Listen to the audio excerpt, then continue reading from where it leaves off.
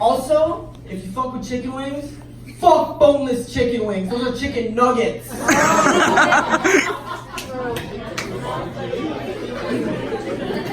I'm also really bad at segues, so Ontario is a fucked up place, yo. I'm not talking about Toronto, Ontario. I mean like Woodstock. You know what I mean? Places that solely exist for you to take a shit in on your way back to Toronto. I was in one of those places the other day. Coming back from a road trip, we stopped in this very small town and an en route at this gas station. My boy Max, who was driving, got out to fill up on gas. And me, I got up to stretch my legs and smoke a joint. And there was a pickup truck parked beside us. The pickup truck had a bumper sticker on it, which was a map of the Middle East, with a dude in a cowboy hat standing on top of it, with the caption that read, "How did our oil get into their sand?" And you know, and then lo and behold, in the distance, I see a man in a monster hat, a tap-out shirt, and about 6-7 teeth walking towards me. He gives me what I call the Caucasian lip press. You know how white people greet each other? It's like in between a smile and a frown, it's like...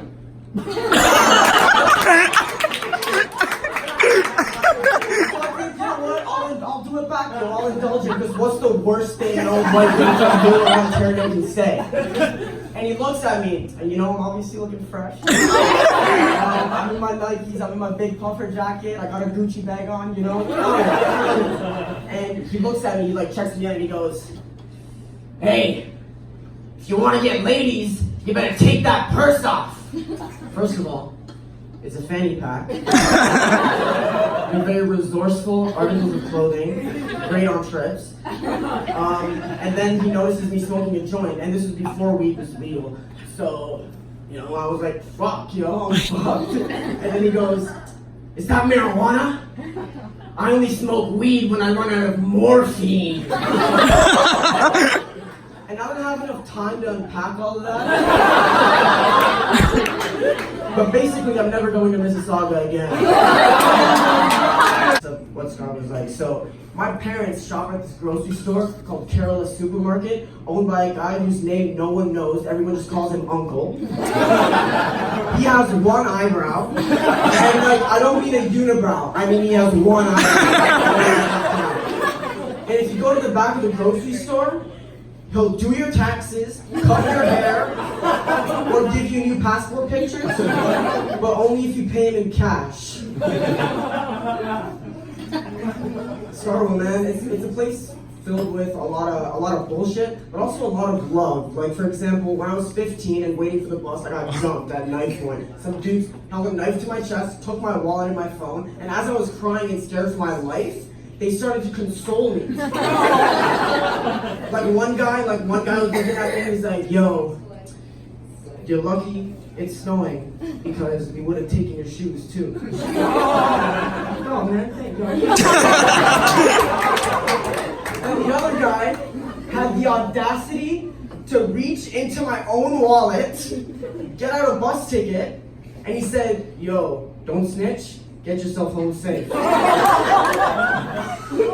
And I went home and I didn't snitch, because joke's on them, the phone I robbed was stolen in the first place, bitch!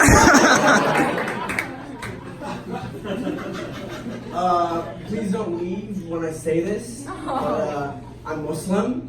Right. Which means that when I get drunk and high off the Henny and Kush and go to McDonald's, I still be getting that Filet-O-Fish.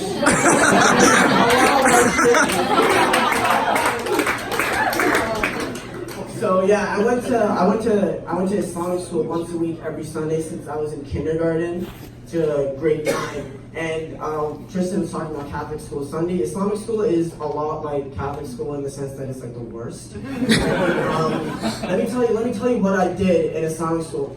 It was just a bunch of black and brown kids forced to be in some basement cafeteria. It was freezing cold, and we always complained that our food was getting cold.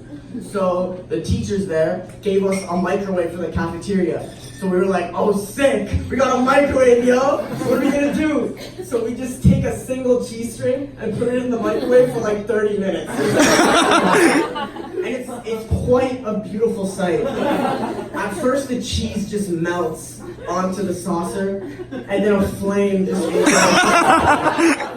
out of the ashes like some sort of cheese phoenix.